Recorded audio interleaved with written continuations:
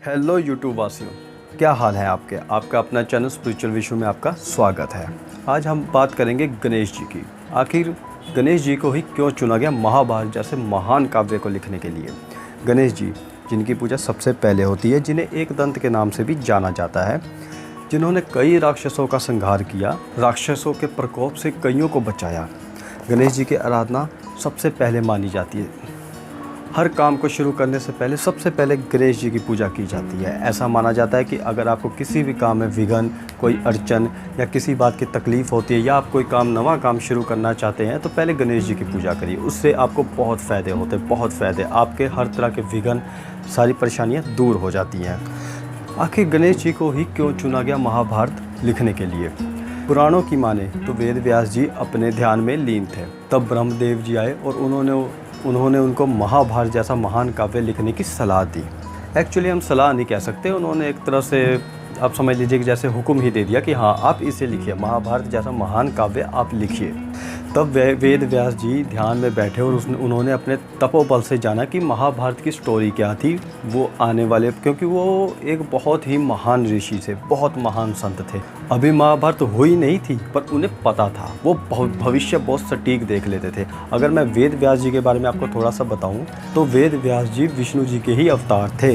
कहते हैं जब वेद व्यास जी का जन्म हुआ था, तब इस धरती पे बहुत अंधकार था, बहुत अंधकार था। वेद पुराणों का तो नामो निशान मिट गया था। तब ऋषि वेद व्यास जी ने ध्यान कर, तपस्या कर, दोबारा सभी वेद और पुराणों की रचना की।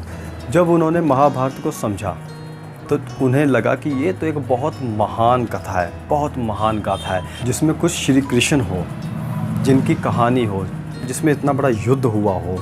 तो उनके सामने यही प्रॉब्लम थी कि इतने महान ग्रंथ को लिखने वाला भी कोई महान होना चाहिए। उन्हें कोई ऐसा चाहिए था कि जैसे जैसे वो श्लोक्स बोलें, जैसे जैसे वो श्लोक बोलें, उनके श्लोकों पर वो अगला विचार हो। जैसे जैसे वो श्लोक बोलें, श्लोकों पर उनके दिए गए विचार बाधित ना हो जाए। उन्हें कोई ऐसा चाहिए था जो उनके विचारों की गति के साथ लिख सके, क्योंकि वेद व्यास जी कोई साधारण ऋषि नहीं थे, वो बहुत बड़े ऋषि थे। उनके इस काव्य को कोई आम मनुष्य या कोई राजा या कोई ऋषि लिख ही नहीं सकता था। तब वेद व्यास जी को गणेश जी की याद आई, और वेद व्यास जी को गणेश जी का सामर्थ्य पता था। उस वक्त की गाथाएं कहती हैं कि गणेश जी की बहुत अच्छी लिखावट थी, बहुत अच्छी, और गणेश जी को संस्कृत का बहुत ही अच्छे से ज्ञान था। बस फिर क्या, वेद व्यास जी पहुंच गए गणपति के पास। गणेश जी से उन्होंने रिक्वेस्ट की कि गणेश जी, हमने एक महाभारत काव्य लिखना है, तो उसमें मुझे आपकी हेल्प चाहिए। गणेश जी मान गए, पर गणेश जी ने एक शर्त रखी। गणेश जी ने कहा ठीक है, मैं लिख दूंगा, पर व्यास जी आपको रुकना नहीं है। ये गणेश जी की शर्त थी कि व्यास जी आपको रुकना नहीं है। जहाँ पे आप श्लोक बोलते बोलते रुक गए, वहाँ पे मैं अपनी कलम रोक दूंगा, और एक बार मैंने कलम रोक दी तो मैं दोबारा नहीं लिखूंगा, मैं कलम वापस दोबारा नहीं उठाने वाला। अब व्यास जी तो फंस गए। वो कहते हैं अगर मुझे कोई प्रॉब्लम होगी या मुझे रेस्ट चाहिए होगा, तो फिर तो मुझे रुकना पड़ेगा। और गणेश है कि एक बार मैं रुक गया तो गणेश जी दोबारा आप कलम नहीं उठाएंगे। अब देखिए, आप खुद देखिए कि ऐसी शर्त तो कोई सामर्थ्यवान ही रख सकता है, वो भी इतने बड़े ऋषि के सामने। कोई आम इंसान होता, वो तो वेद जी के हाँ में हाँ मिलाता जाता, और जैसा वो कहते जाते वैसे वो करता जाता। पर गणपति जी ऐसे नहीं थे। गणपति जी तो खुद ही भगवान थे, तो एक भगवान ही एक ऐसी शर्त रख सकते हैं।